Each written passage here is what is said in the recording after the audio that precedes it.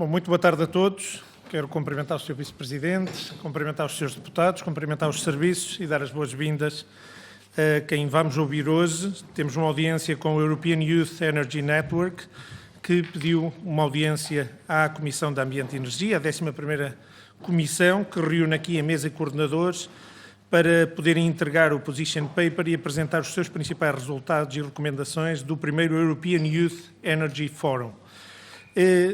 Falando da grelha desta audiência, dizer que a entidade terá 10 minutos, como sabem, para fazer uma primeira apresentação. Depois, cada grupo parlamentar que desejar utilizar da palavra tem 4 minutos e os deputados únicos, se quiserem utilizar da palavra, têm 3 minutos para a sua intervenção. Depois a entidade terá 8 minutos para poder responder e poder esclarecer se houver alguma dúvida. Sei que trazem também uma apresentação, por isso ela, em princípio, e uma vez que está a ser transmitida, salvo erro, através da RTV, e se não está a ser transmitida agora, passará mais tarde, eu queria agradecer o facto por terem pedido esta audiência. É sempre importante ouvir as recomendações e as conclusões de iniciativas desta natureza e convidá-los a fazerem a vossa intervenção. Obviamente não seremos claramente estritos, mas os 10 minutos são mesmo para cumprir, porque nós temos uma reunião desta comissão, uma reunião ordinária às 5 da tarde, o que implica que nós tenhamos que ser estritos no tempo e acredito também que o tempo que temos para esta audiência acaba por ser suficiente para poderem esclarecer e depois também existem um conjunto de documentos e através desta apresentação que claramente poderão densificar a vossa apresentação. Sejam muito bem-vindos e tenho a palavra. E agradecia que se apresentassem também e para que os senhores deputados, quem nos está a seguir lá em casa, eu mesmo, possamos seguir quem são as pessoas a fazer as intervenções. Tenho a palavra. Obrigado, Sr. Presidente da Comissão de Ambiente e Energia, senhoras deputados e senhores deputados. Obrigado por nos conceder esta audiência. Já agora o meu nome é Tiago Vicente. Obrigado pelo vosso tempo e pela disponibilidade para ouvirem a voz dos jovens. Nós estamos aqui hoje enquanto representantes da AEN, a European Youth Energy Network, a rede europeia de jovens na energia. Somos uma organização não governamental, internacional, sediada em Bruxelas e composta por jovens especializados na área de energia e criada com a missão de colocar os jovens no centro da transição energética europeia. Enquanto jovens, temos uma tendência natural para questionar o status quo, para olharmos para velhos problemas de novas formas. Temos sentido de urgência, porque a ciência nos diz que o devemos ter. Somos futuros líderes, mas mais do que isso, somos uma peça-chave na sociedade de hoje e temos uma palavra a dizer nas decisões que nos afetam, que afetam não só o nosso futuro, mas também o nosso presente. Não estamos aqui hoje para apontar o dedo. Não estamos aqui para fazer exigências, nem para atacar o sistema. Estamos aqui para apresentar soluções e para pedir a vossa ajuda. Acreditamos piamente que os jovens podem ajudar a tornar o nosso mundo mais sustentável se nos derem a oportunidade de o fazer. Foi por isso que criámos o Fórum Europeu de Jovens na Energia e tivemos mais de 160 candidatos ao nosso fórum, dos quais selecionámos 45 de mais de 20 países diferentes. Durante 10 semanas organizámos sessões de trabalho online para a construção de um position paper sobre o papel da juventude no futuro da transição energética europeia. E é isso que nós vimos aqui apresentar hoje.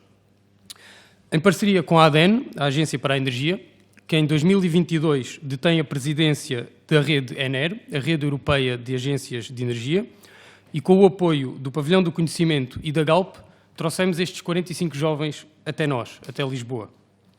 Durante 4 dias, os jovens assistiram a painéis de discussão compostos por especialistas da área de energia e participaram em sessões de trabalho, que serviram para finalizar as 12 propostas do Position Paper que nós vimos aqui apresentar hoje. Estas propostas atuam em 3 áreas distintas, no setor público, na educação e no setor privado. E passo agora a palavra aos meus colegas que vos vão apresentar as ditas propostas. Muito boa tarde a todos.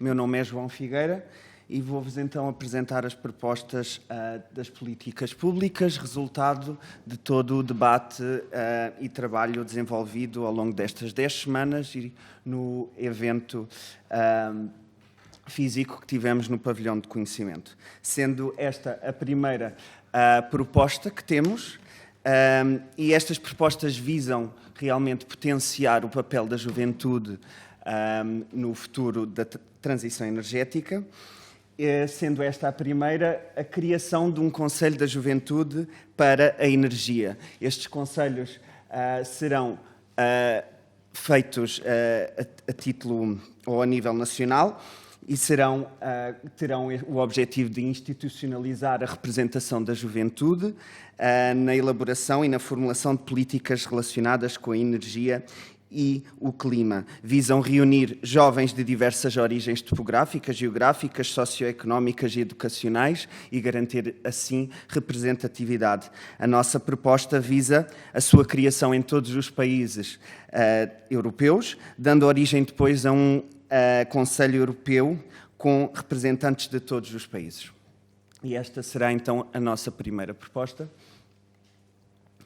A segunda proposta dentro das políticas públicas tem o nome Avaliação do Envolvimento da Juventude e visa definir como se avalia o alcance e a qualidade do envolvimento dos jovens na criação de políticas energéticas e no processo de tomada de decisão, estabelecendo os requisitos mínimos para o seu cumprimento. Estabelecendo aqui, então, uma meta para que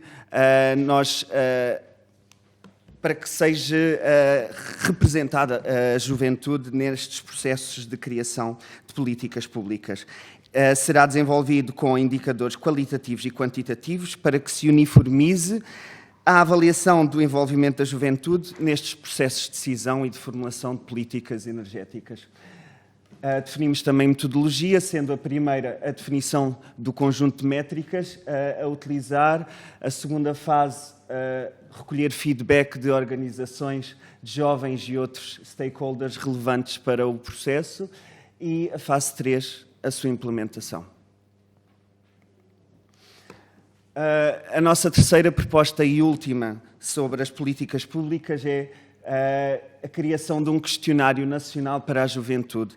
E este questionário terá como objetivo recolher a opinião dos jovens relativamente às políticas energéticas atuais e também recolher dados sobre a literacia energética da juventude europeia, a nível nacional e europeu.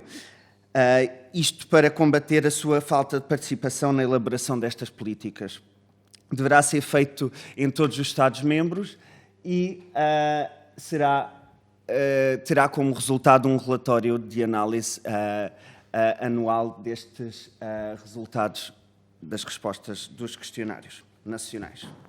Muito obrigado. Passo agora para a minha colega. Boa tarde a todos. Penso que me conseguem ouvir bem, certo? O meu nome é Vanessa Faia.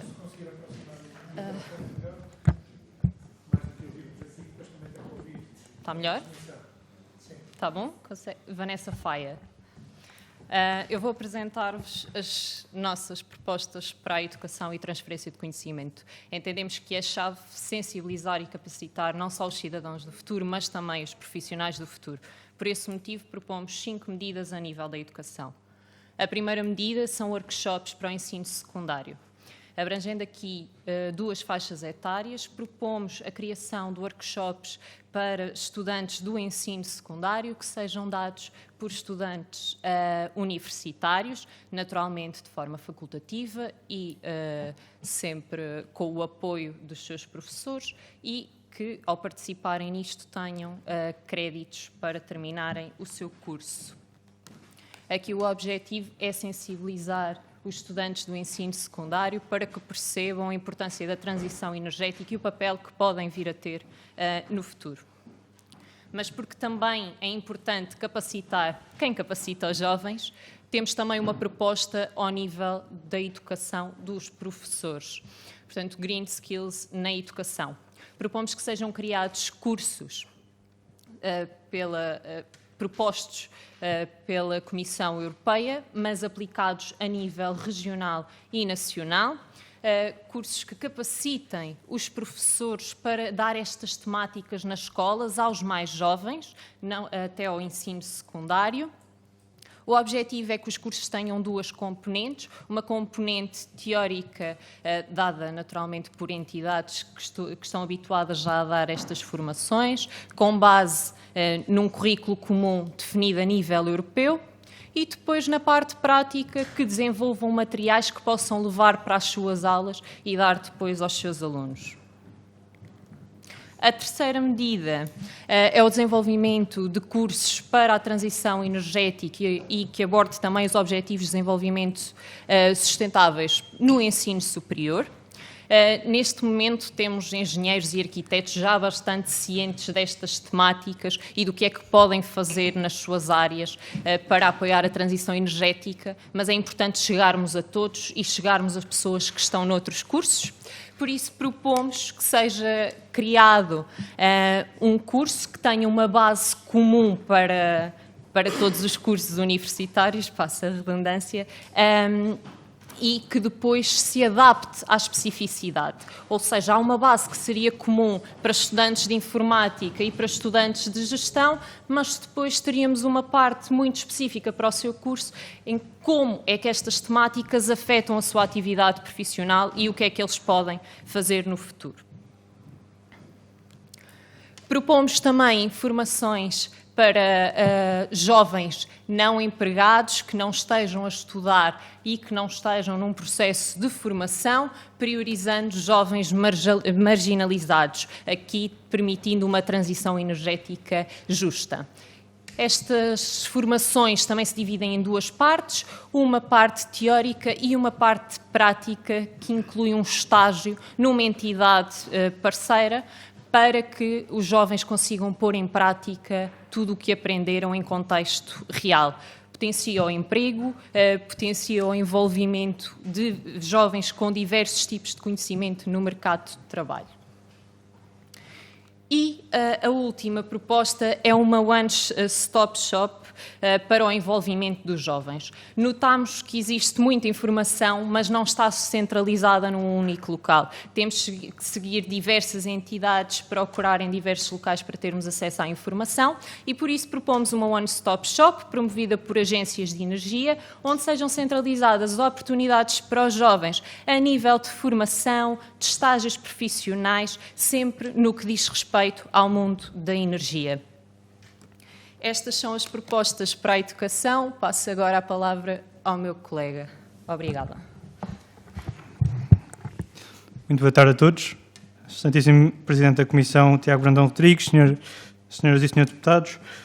O meu nome é Guilherme Canavilhas e apresento agora as propostas do setor privado.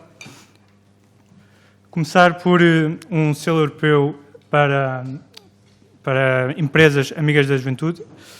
Aqui o objetivo é certificar as boas práticas, é certificar práticas inclusivas das diferentes empresas dos diferentes setores, mas principalmente da energia, porque são práticas que não só vão melhorar o dia-a-dia dos jovens, como vão melhorar a produtividade das próprias empresas.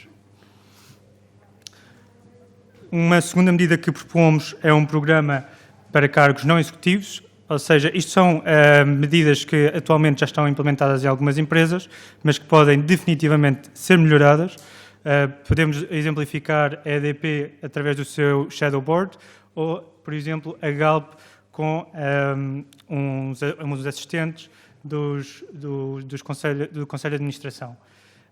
Estes tipos de prática permitem a projeção de talentos dentro das empresas e também permitem, como já foi comprovado por um estudo da Harvard Business Review, melhorar os resultados das próprias empresas.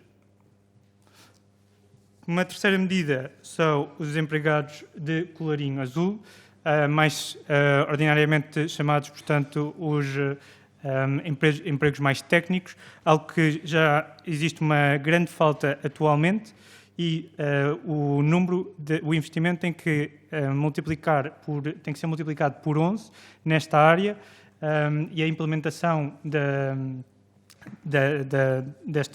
destas energias, das energias renováveis, tem que acelerar muitíssimo para conseguirmos cumprir os objetivos que o próprio país definiu para 2050, portanto a neutralidade carbónica, e para isso propomos esta plataforma nacional para facilitar o encontro entre pessoas que tenham estas capacidades técnicas e as empresas que tenham estas necessidades.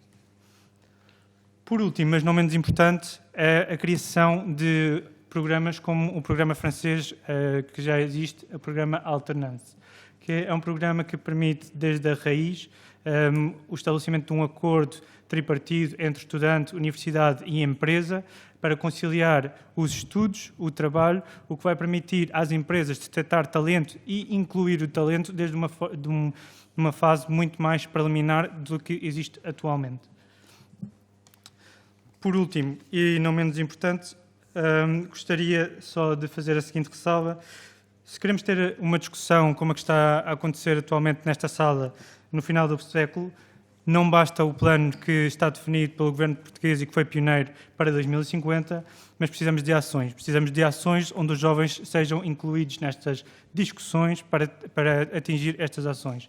É esse desafio que vos propomos e para o qual estamos completamente disponíveis. Muito obrigado.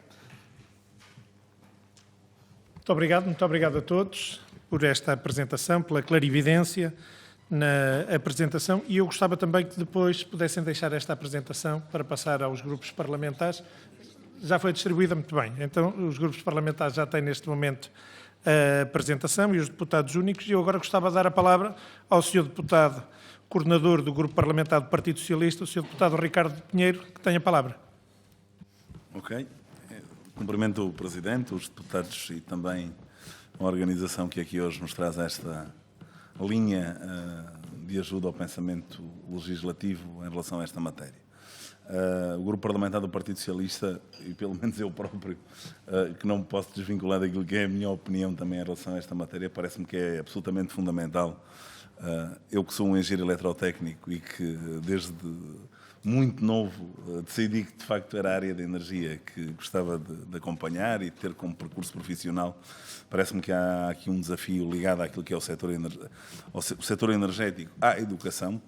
Acho que é fundamental em determinada fase daquilo que é a vida dos jovens, conseguirmos transferir competências e transferir jovens para áreas de competência tão importantes como as áreas da energia. É fundamental que, de facto, pelo menos aquilo que eu percebi ao longo da minha vida é que havia uma fuga de um potencial talento para outras áreas que aparentemente parecem mais fáceis naquilo que é o desenho da carreira académica, estudantil e depois profissional para áreas tão técnicas como as áreas da energia. Acho que esta desmistificação e descodificação de um setor que hoje tem tanto interesse, mas onde não é só necessária a presença de quadros técnicos, mas também o modelo financeiro em que a produção, a distribuição de um determinado setor como o da energia influencia várias áreas de atividade que não só propriamente as da engenharia. Mas acho que é importante, de facto, que esta sensibilização a partir dos ciclos educacionais do país possa começar a acontecer. Vi que está nos vossos objetivos. A forma também como há uma sensibilidade em relação à introdução e à visão dos jovens e se calhar às vezes chegarmos a áreas não tão formatadas do ponto de vista do pensamento legislativo ou da abordagem política. Acho que o facto de introduzirmos jovens também no desenho destas políticas parece-me que são questões importantes e que de facto devemos ter em linha de conta. Algumas das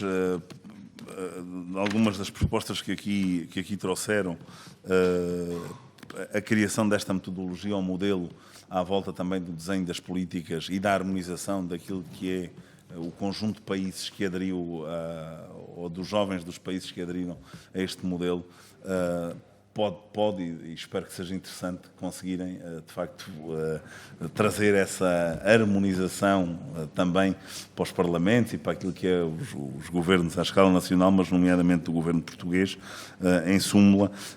Acho que o facto de se introduzir também a visão dos Objetivos de Desenvolvimento Sustentável me parece importante, acima de tudo, porque quando planeamos ou quando se planeia instrumentos como o Roteiro Nacional para a Descarbonização e se definem metas e objetivos, ou os planos nacionais de energia e clima, e se definem objetivos até 2050, claramente há uma série de áreas onde já se descodifica qual é o início do caminho do ponto de vista tecnológico na transição energética, nos 5 ou 6 grandes ramos aos quais se remetem para aquilo que é as emissões carbónicas associadas a esses setores, mas de facto os Objetivos de Desenvolvimento Sustentável, conseguir cruzar esta visão dos, salvo erro, 17 ODS para aquilo que é a visão da transição energética, me parece que é importante. As organizações, já começa a haver alguma formação onde as organizações têm a possibilidade de financiar os quadros e fazer aqui uma operação de reskilling para áreas onde a visão é, ou introduzir esta visão naquilo que é a vida das indústrias e das organizações públicas, mas penso que é importante que se consiga ainda introduzir mais esta visão de... Quando pensamos um determinado produto, perceber a cadeia de valor desde o seu início, a forma como os materiais se juntam, mas também como no final do ciclo de vida de um produto, onde está obrigatoriamente não só a energia, mas também tudo o que é a produção de resíduos à volta depois de uma transição, que no final deve dar zero ou próximo de zero em vários setores da vida das organizações. Em súmula, fico satisfeito, dou também os parabéns à organização e penso que há aqui um caminho de catequização importante, mas que se deve fazer rapidamente, e agradeço o empenho e a dedicação que tiveram em olhar para uma área que às vezes se fala muito, mas começar a desenhar e a operacionalizar ações concretas. Por isso, em nome do Grupo Parlamentar do Partido Socialista, agradeço o esforço e o trabalho que têm desenvolvido até à data. Obrigado. Muito obrigado, Sr. Deputado. Dou agora a palavra ao Sr. Deputado Alexandre Poço, do Grupo Parlamentar do Partido Social Democrata. Tem a palavra, Sr. Deputado, para a sua intervenção. Muito obrigado, Sr. Presidente. Cumprimento as senhoras e os senhores deputados e cumprimento-vos a todos vós.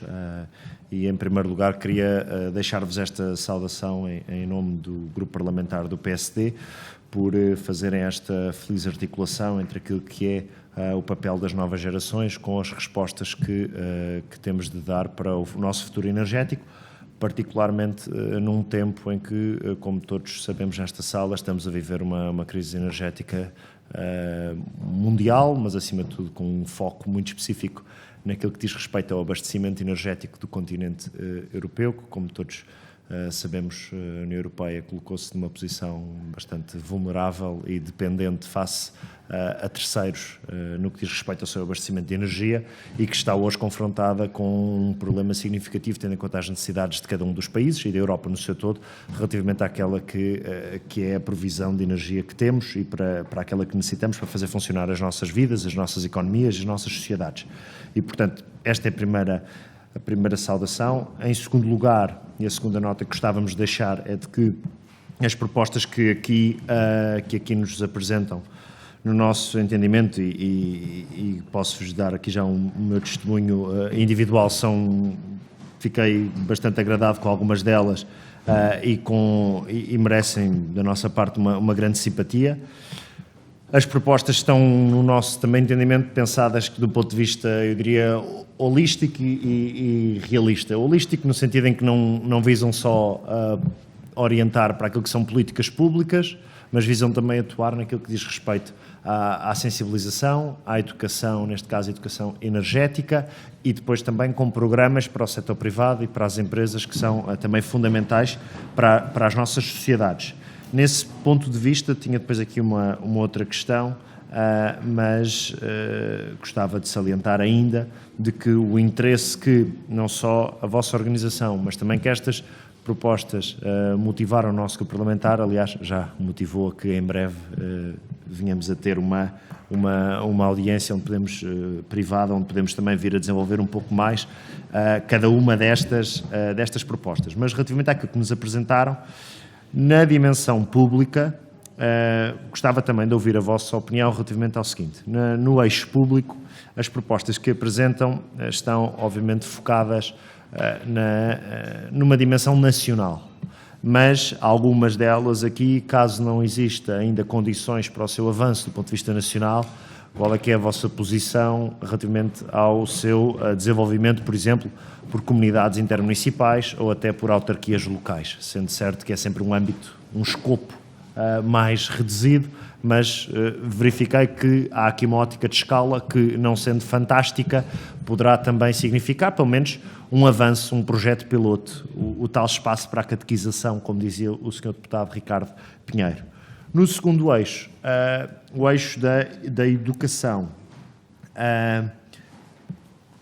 daquilo que entendi das vossas propostas, elas estão mais orientadas para os cursos relacionados, direto ou indiretamente, com a energia. E queria-vos perguntar se, tendo em conta a transversalidade do tema, e a energia vai ser, independentemente da área de estudos, um tema fundamental para todos os licenciados, graduados e futuros trabalhadores, se entendem que não seria possível fazer adaptações nestes programas e nestes eixos, nas propostas que compõem o eixo da educação, para lhes dar um caráter mais transversal e não ser apenas e só focado em cursos que recebem e que têm alunos a frequentar, que já têm uma maior predisposição, como por exemplo aqui há pouco foi citado o caso da engenharia eletrotécnica, e também na vossa apresentação referiram os casos dos cursos de gestão ou de informática. Terceira questão, relativamente ao setor privado, que é muito pertinente que também aqui tragam para a discussão, prende-se também relacionada com, de certa forma, com esta questão do segundo eixo da educação, que é o seguinte: dos programas, do selo, da pool, todas as propostas que apresentam neste eixo estão apenas e só direcionadas para as empresas de energia, dera o exemplo, por exemplo, da Galp, penso eu, ou se é possível considerar os seus objetivos, nomeadamente relacionados com as questões energéticas, em empresas de outro setor, que naturalmente necessitam de energia para a sua atividade, mas que não têm energia como o core do seu negócio. Estas são três questões que gostava de vos deixar, sendo certo que da nossa parte, reconhecendo o vosso trabalho, saudando o vosso envolvimento e tendo como objetivo trabalhar em torno delas no decurso da nossa ação política e nos próximos contactos que estabeleceremos convosco. Muito obrigado. Muito obrigado, Sr. Deputado. Dou agora a palavra à Sra. Deputada Rita Matias, do Grupo Parlamentar do Chega. Tenha a palavra para a sua intervenção.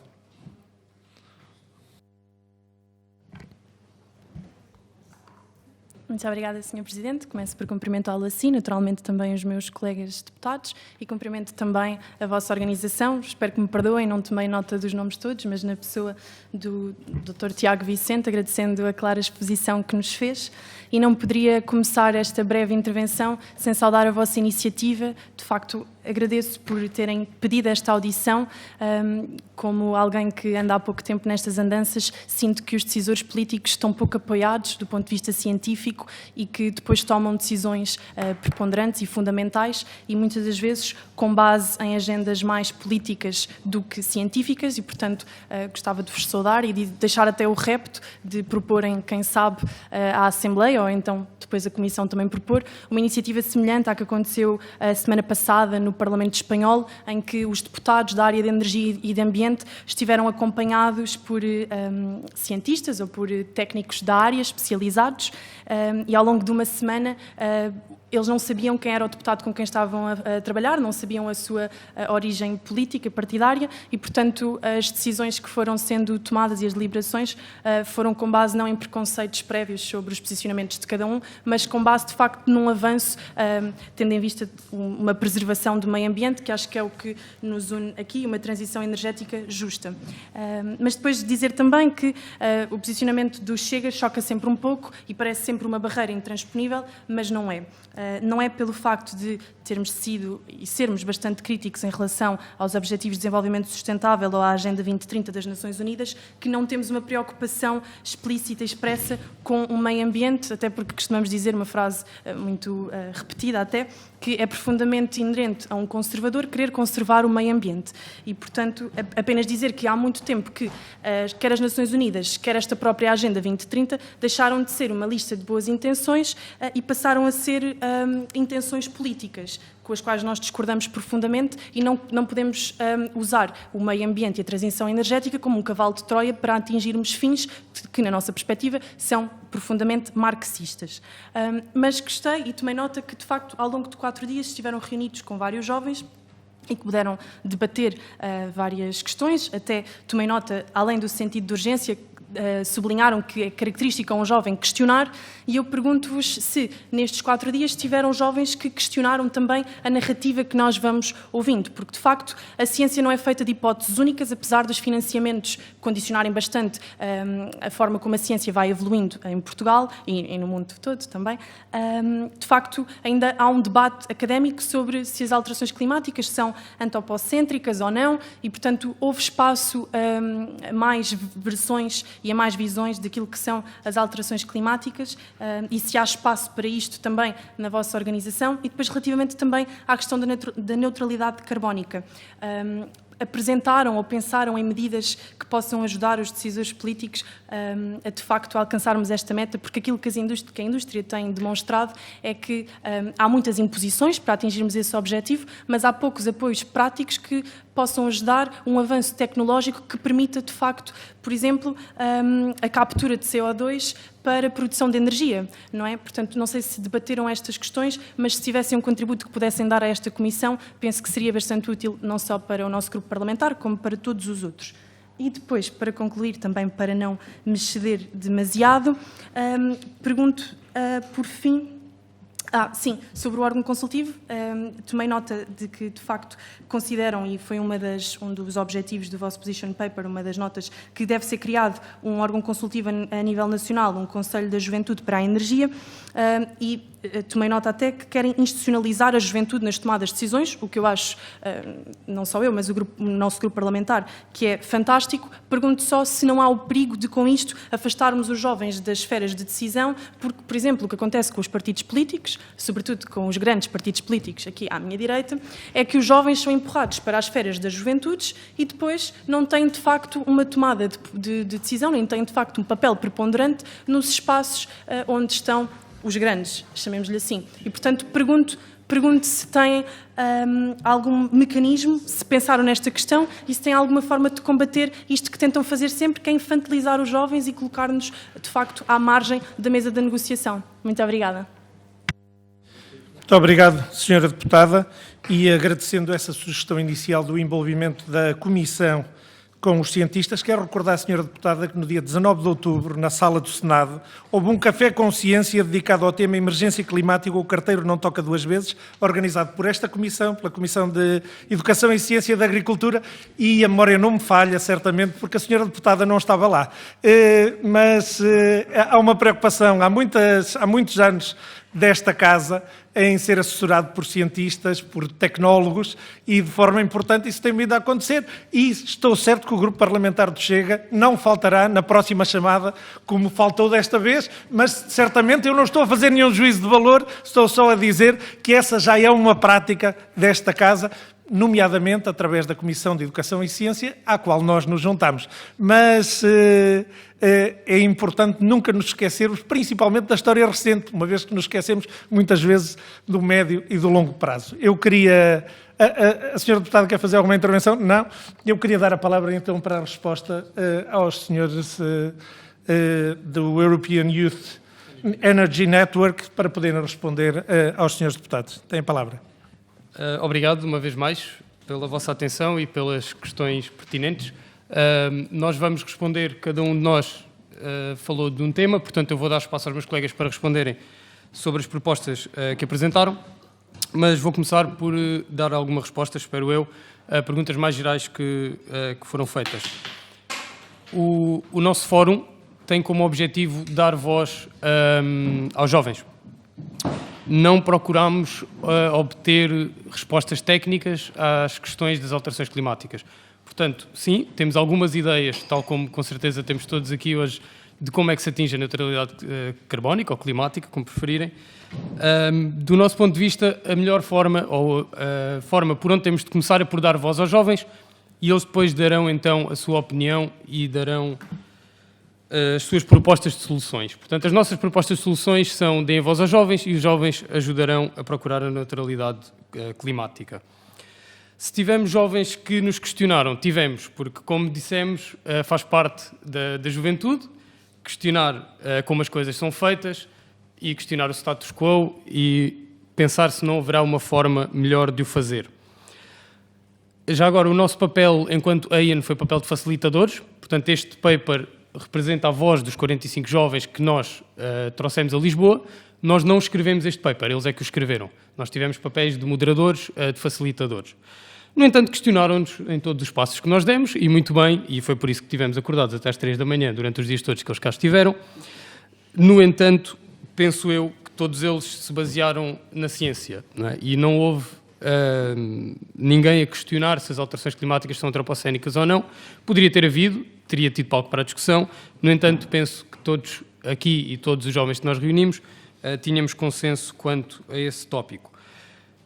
Outra questão pertinente, existe um nome para, ou pelo menos alguém lhe deu o nome, do que significa termos jovens em palco que depois não têm ações relevantes ou que não leva a lado nenhum, chama-se youth washing, e nós identificámos também isso no nosso position paper, está no início do nosso position paper, identificámos as barreiras para o envolvimento dos jovens, também as vantagens de envolver os jovens, convido-vos também a ler os primeiros capítulos, e penso que as nossas propostas também darão alguma resposta a essa questão de não só ouvirmos os jovens porque fica bem, mas de ouvirmos os jovens porque realmente eles têm algumas soluções a dar.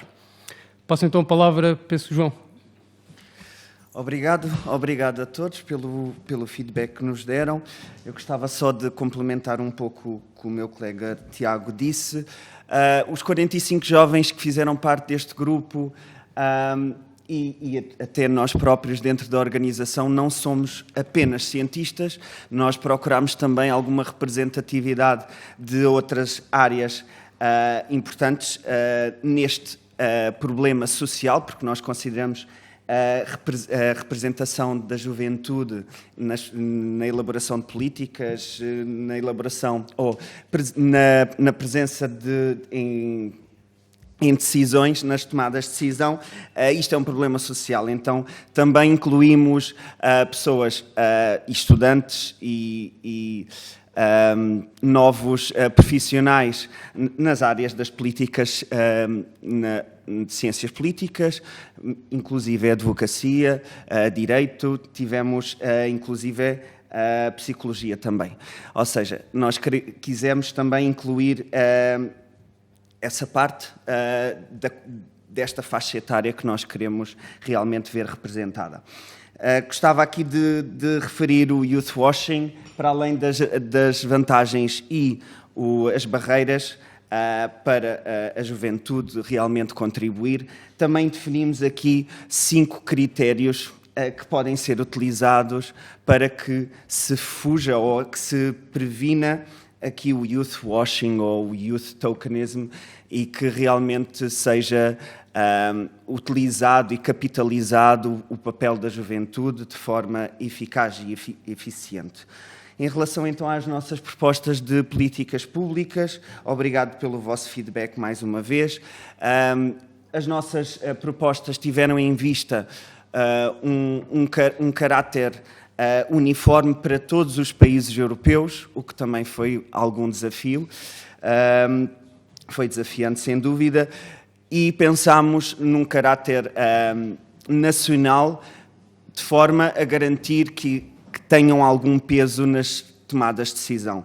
Não sei em que ponto é que desenvolver comunidades intermunicipais se irá garantir este poder na tomada de decisão ou este contributo efetivo nas políticas energéticas, sendo que é um passo em frente, sem dúvida, que será um passo em frente, desde que não seja o único.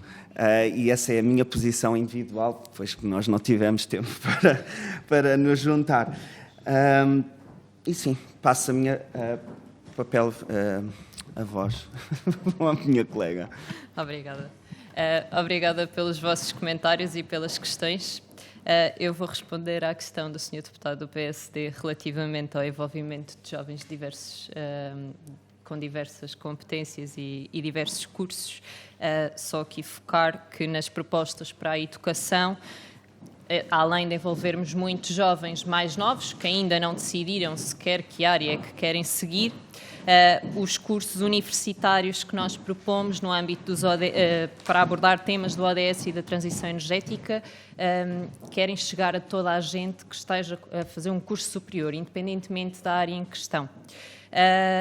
Para pessoas que não estão em cursos superiores, nós também queremos chegar a esses jovens, naturalmente, propomos então as tais formações para os jovens não empregados que não estão em formação.